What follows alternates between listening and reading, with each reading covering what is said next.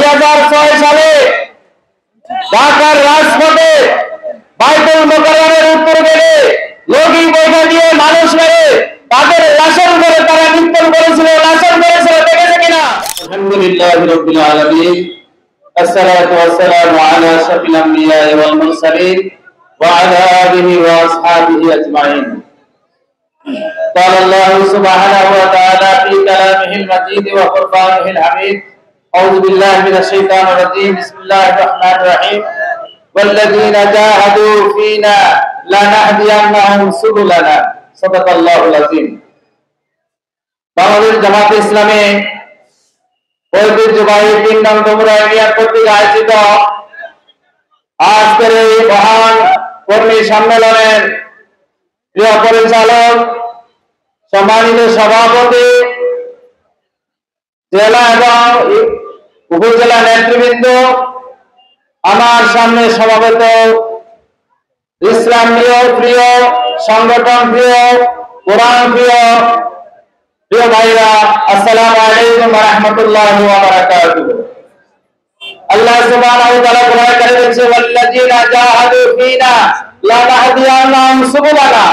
তোমরা যদি আমার দ্বীনের জন্য কাজ করো, আমার দ্বীন প্রতিষ্ঠার কাজ করো, ওই দুনিয়ার মানুষ তোমাদেরকে পথ দেখানোর দায়িত্ব সংগ্রামী আল্লাহ। সুবহানাল্লাহ।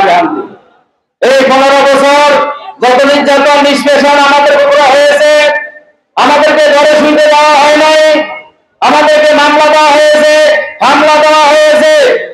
একটা জামাত ইসলামী ছাত্র শিবির একটা নিরীহ এবং নিরস্ত্র সংগঠনের উপরে তাদের সমস্ত ফোর্সকে তারা লড়িয়ে দিয়েছিল। তারা আমাদের ভাইদেরকে আওয়ামী লীগের, যুবলীগ, ছাত্রলীগ থেকে শুরু করে সমস্ত তাদেরকে আমাদের উপরে লড়িয়ে দেওয়া হয়েছিল। আল্লাহ তাআলার সাহায্য সহানুভূতি থাকার কারণে এই 15 বছর আমরা টিকেছিলাম, ঠিক কিনা? এই 15 বছর টিকে থাকার অর্থ হলো এখন শুধু আমরা আল্লাহর দ্বীনের কাজকে সম্প্রসারিত করার কাজে আত্মনিয়োগ করব, ঠিক আছে কিনা? সম্মানিত ভাইরা, এই আওয়ামী সরকার এই বাংলাদেশকে দ্বিধা বিভক্ত করেছিল। মুক্তিযুদ্ধের পক্ষে এবং মুক্তিযুদ্ধের বিপক্ষে শক্তি দাঁড় করেছিল, ঠিক কিনা?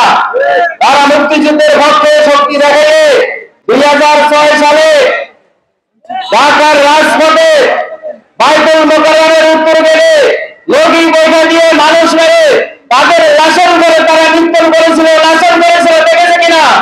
এটা চাবি দেখেছে, সারা পৃথিবী দেখেছে। এটাই মুক্তিযুদ্ধের সপক্ষে দেব কিনা? এইভাবে তাদের কথা বলতে গেলে শেষ করা যাবে না।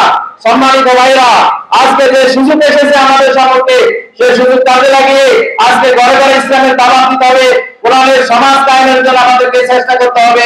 আল্লাহ সুবহানাহু ওয়া তাআলা এই কাজে আমাদেরকে আমরণ যেন নিয়োজিত রাখে। সকলকে ধন্যবাদ জানিয়ে আমার আলোচনা এখানে শেষ করছি। আসসালামু আলাইকুম ওয়া রাহমাতুল্লাহি ওয়া বারাকাতুহু।